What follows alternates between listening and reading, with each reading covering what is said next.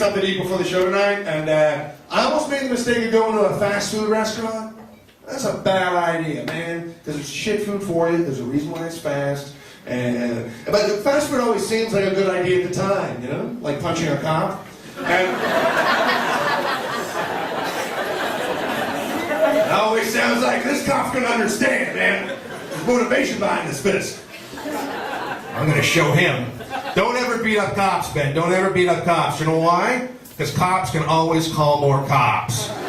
You can't always call more drunken friends. I need you, man. They're fucking on me. But I always went to an A&W, right? And that's some of the worst food out there, A&W. But the only reason I do like going to A&W is I like walking up to the counter and asking for 2 teens for $6.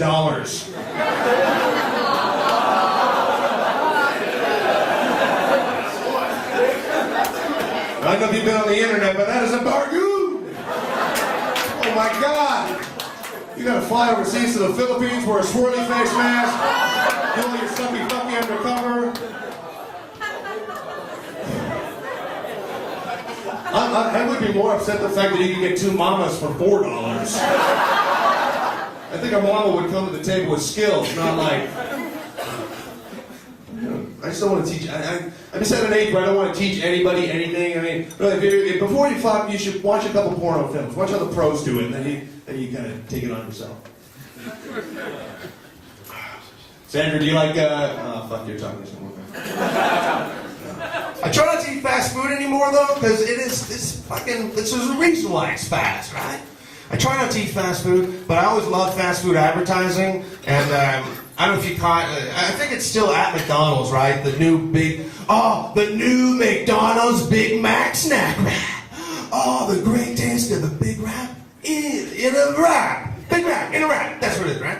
And the ad for it, right? They have the big poster, and they say, oh, all those tastes of a snack wrap inside of a wrap, right?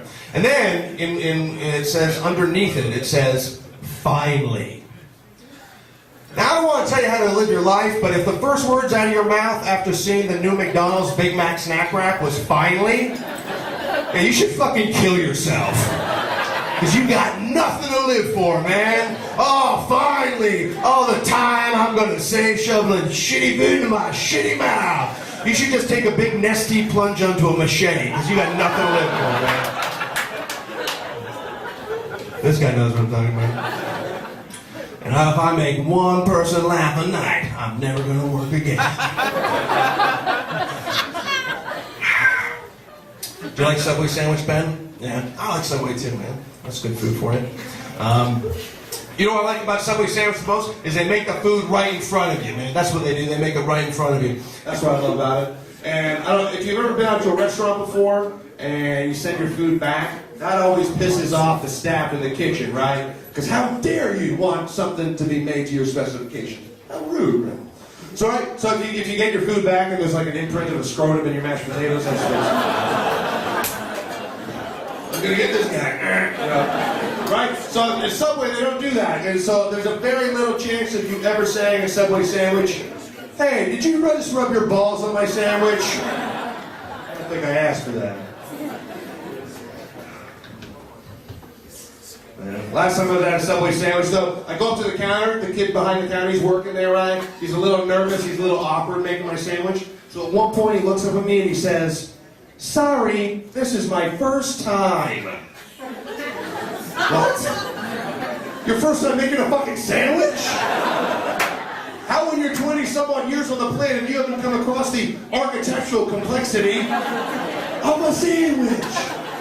I thought it was pretty simple. Bread, whatever I asked for, and bread, right?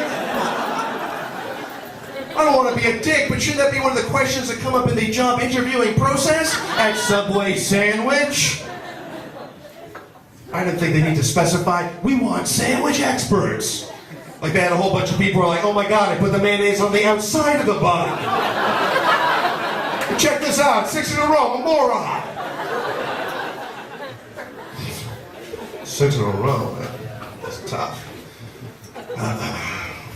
I don't know if I'm getting older though. Actually, obviously I am getting older, but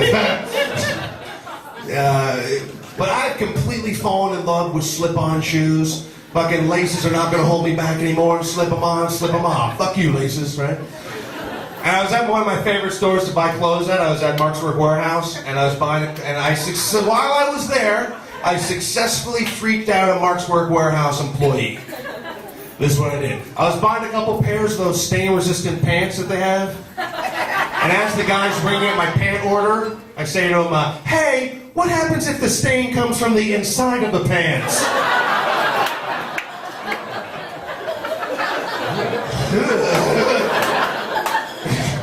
He just looks at me with like confusion and disgust, and do I have to explain this to this retard? I was just like, no, it's okay, don't worry about it. Lock the pants in, right? But I gave the guy a funny anecdote that he could tell in the break room, because that's important. I was, if you work retail, if I never have, but any job that you work, you always run into assholes, right? And they always have that, you wouldn't believe who came in today. You couldn't even imagine what this guy had. That's what I hate that phrase. You can't even imagine, right? Because people always use it like for the stupidest shit. Like, because people, oh, you couldn't even imagine what I saw today, right? And I always think that's bullshit, because someone imagined Lord of the Rings, you know? Someone imagined the Bible, right? Someone imagined all that shit. And you don't think that I can wrap my head around your stupid story about some crazy guy on the subway with toilet paper attached to his shoe? You couldn't even imagine that. Yeah, I think I fucking can. I think I can imagine that.